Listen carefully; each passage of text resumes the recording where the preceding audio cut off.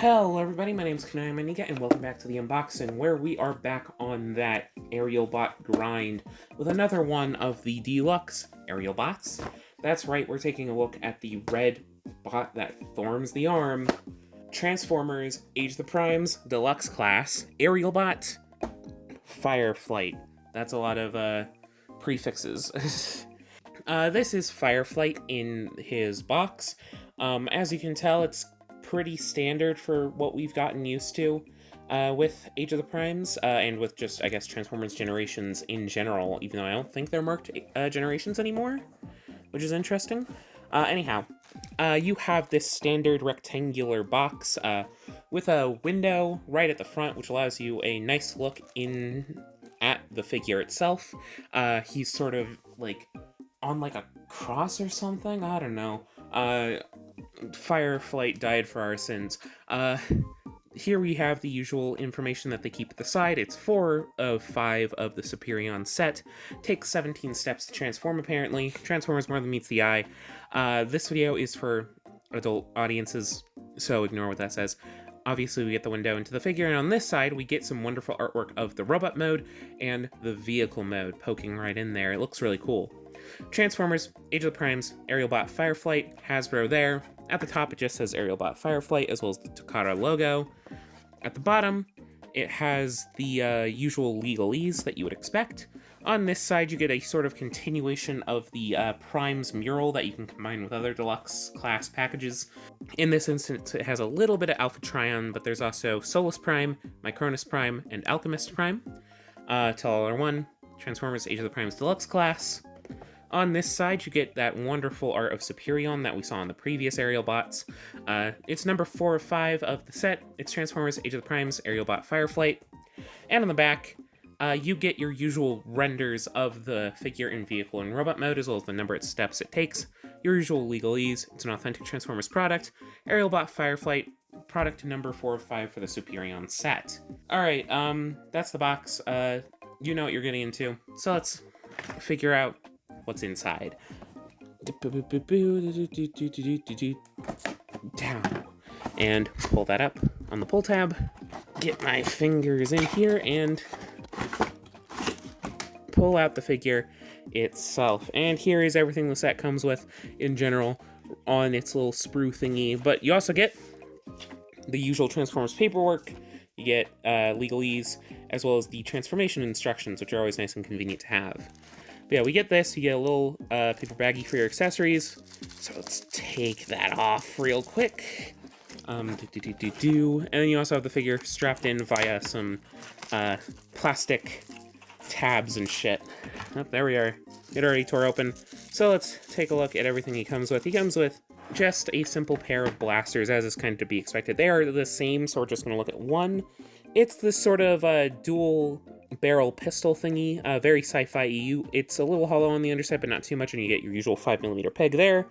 So it can be held in the hand, or it can be like on the wrists, it seems, which is what I might do for the set. It's got some nice shaping, some nice sculpting. It also has this interesting matte finish, oddly enough, so that's cool. But yeah, you get 2 of these. It looks very nice. It seems fitting for Fireflight and potentially accurate. I don't know. I don't really know the Aerialbots that much from the G1 cartoon. I just like their general vibe. Anyhow, that's the accessories, which means we get to go onto the figure. Man, it's so simple and easy to do a Hasbro figure unboxing since there's like 2 accessories. And let's check the back. Okay, there's none on the back. Cool. So now we can just pull them out like that. And then clean them up a little bit, move those back, move that forward, split the legs in twain. And here we have Fireflight out of the package for your viewing pleasure. And damn, those are some long feet, some long heels. I guess that helps them stand up, at least, with the amount of backpack that these things have. Let's lower down the camera a little bit.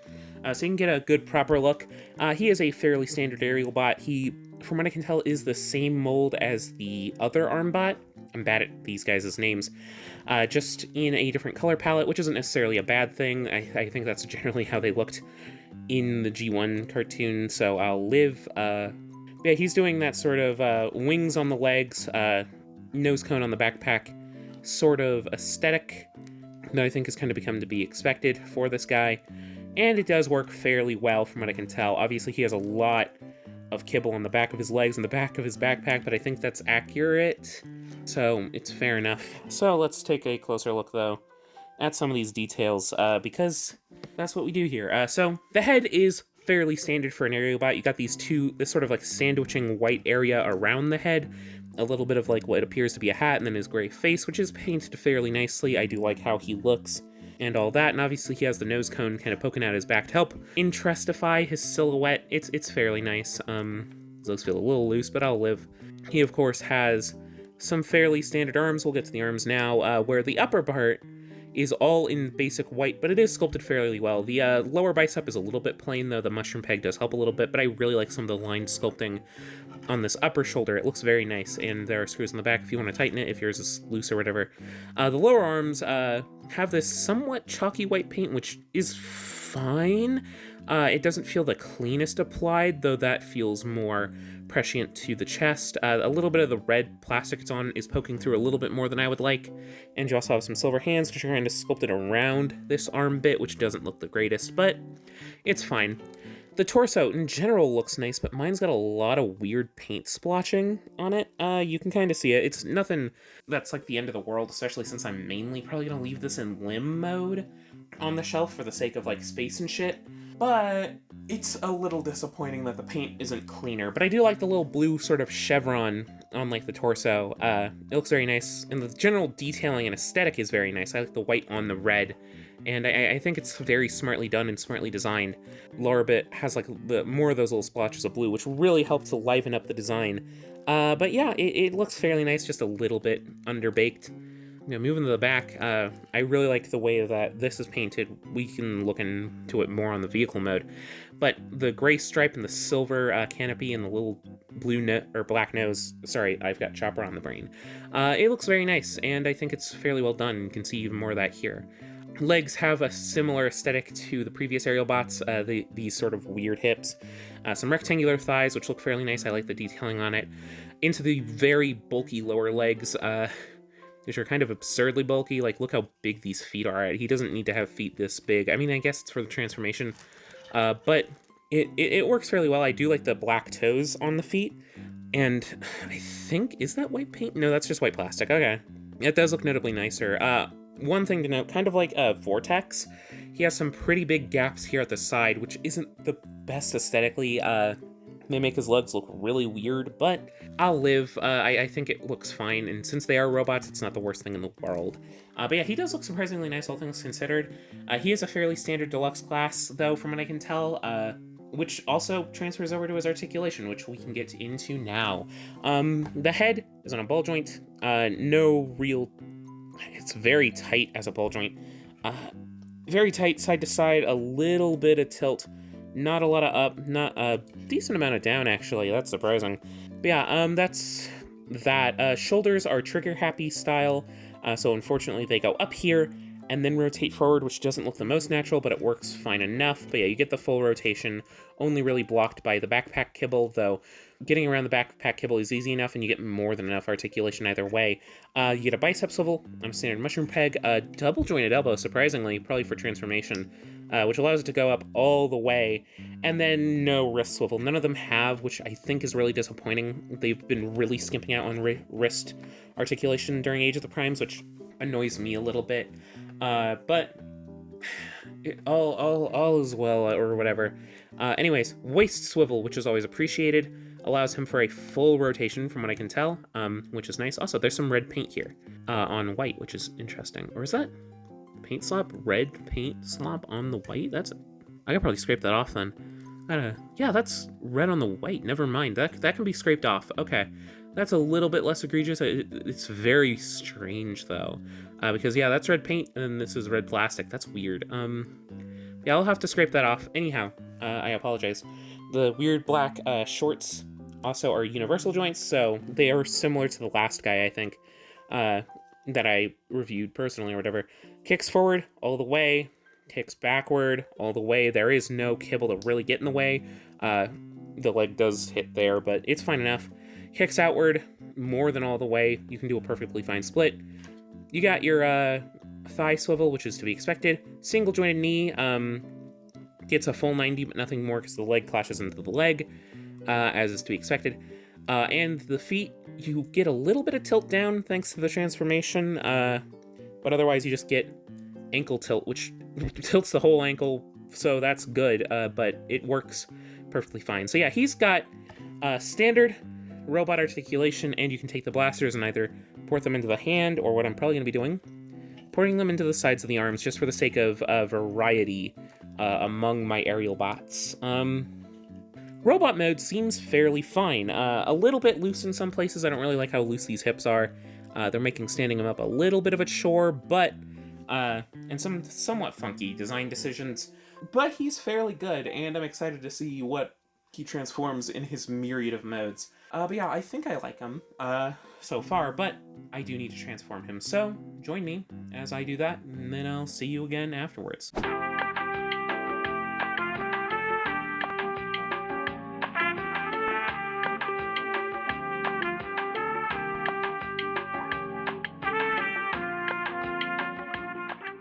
And there you have Fireflight in his jet mode, and honestly, transformation-wise, I think I liked it a little bit better than doing the leg bots, this armbot transformation. I think it was, for one, there's a level of it being a little bit more simple, not necessarily a bad thing, where it's essentially bifurcated into the two halves, which makes sense since you're supposed to split it in half. And to note, it's a little bit floppy, this mold is. It's because it has to get bifurcated here, I think. I'm not doing well, but yeah, it's a little bit floppy there at the waist. I'm not very good at splitting these limb bots. Hopefully it becomes a little bit easier when I'm doing it for Superion. But I do think this is also a bit more of a successful jet mode. It's certainly a weirder jet, having this sort of wings further in the back with the tail fins here, going all the way out to the front and having the somewhat round proportions at the front. But this specific jet shape does work to integrate the body a little bit better. The body's certainly doing less tricks, but it feels a lot less like it's jutting out of the jet's shape. Plus, it does do the vortex thing, though I guess this mold kind of started it, where the wheel pops out of the head, which is really cool. I like that a lot, and it allows it to just sit there, which is nice. Sculpting and painting-wise, it does look very nice. I like the little sculpted venting detail all over the jet. It looks very good.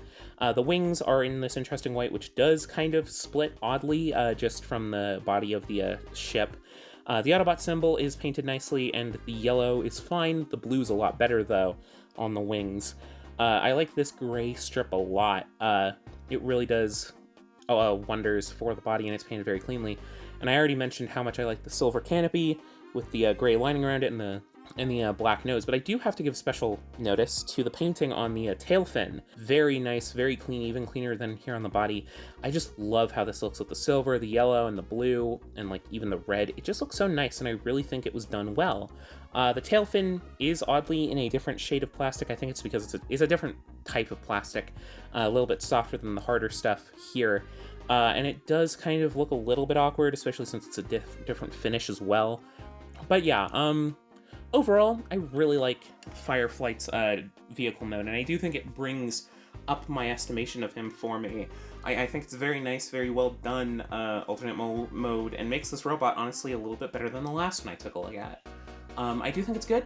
I do think they're both good, and I think they'll make a good Superion, but yeah, those are just my thoughts. If you want more, don't forget to like, comment, and subscribe to let me know that this video is something that you would like to see more of, and also just subscribe in general because there's going to be more Transformers videos, I can assure you that much at least. And go ahead and check out the backlog on the channel for more. We've already taken a look at a little bit of Superion and the Aerialbot set, but there's also just other Transformers videos on the channel that you should also watch. But yeah, that was a good video, I think. I hope you enjoyed it. And until next time, I'll see you all around. Bye-bye!